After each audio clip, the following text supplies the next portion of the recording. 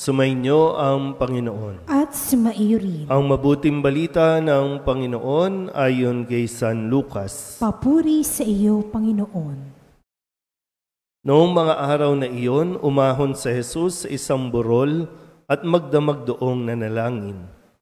Kinaumagahan, tinawag niya ang kanyang mga alagad at pumili siya ng 12 sa kanila na tinawag niyang mga apostol.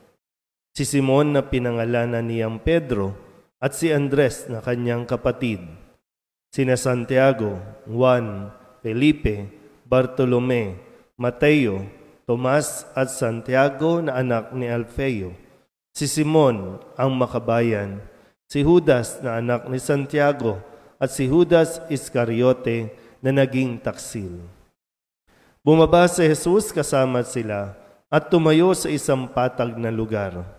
Naroon ang marami sa kanyang mga alagad at ang napakaraming tao buhat sa Judea at Jerusalem at sa mga bayan sa baybaying dagat ng Tiro at Sidon. Pumaroon sila upang makinig sa kanya at mapagaling sa kanilang mga karamdaman. Pinagaling din niya ang mga pinahihirapan ng masasamang espiritu at sinikap ng lahat ng tao na mahipo siya sapagkat may taglay siyang kapangyarihang makapagpagaling ng lahat. Ang mabuting balita ng Panginoon. Pinupuri ka namin, Panginoong Hesukristo. Isang magandang umaga po sa inyong lahat.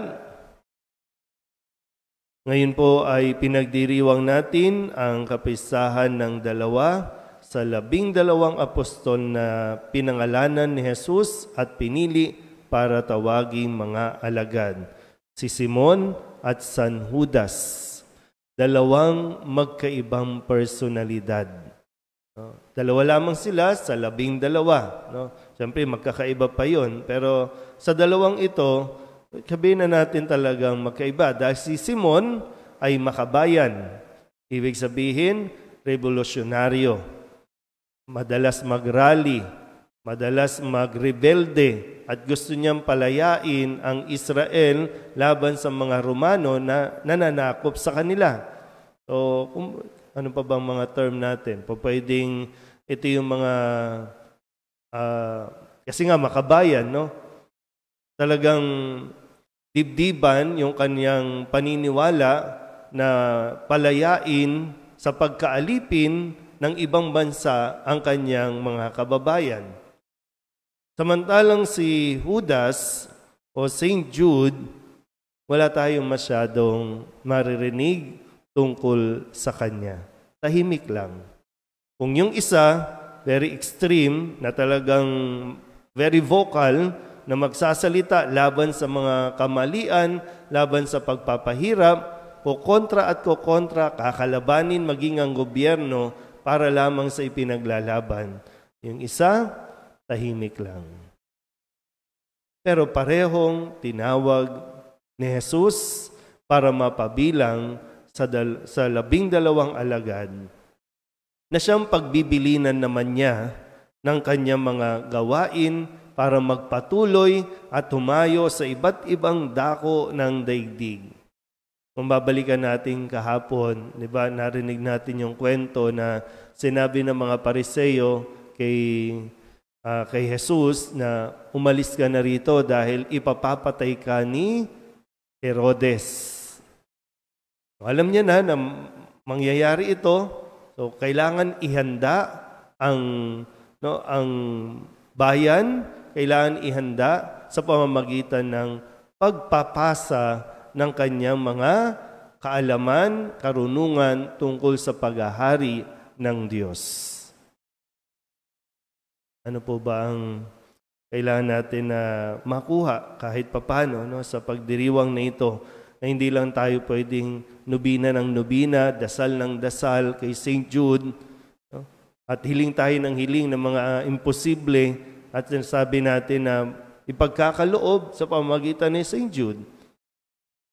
Kundi ito ay paalala din sa atin na tayong lahat ay may kabahagi sa pagpapahayag ng mabuting balita. Walang excuse. magaling ka man o hindi. Sa tingin mo, wala kang kapasidad o mayroon, lahat tayo ay mayroong bahagi sa pagpapalaganap at pagpapahayag ng mabuting balita. Ang dami na nating means of communication. Ang dami nating social media.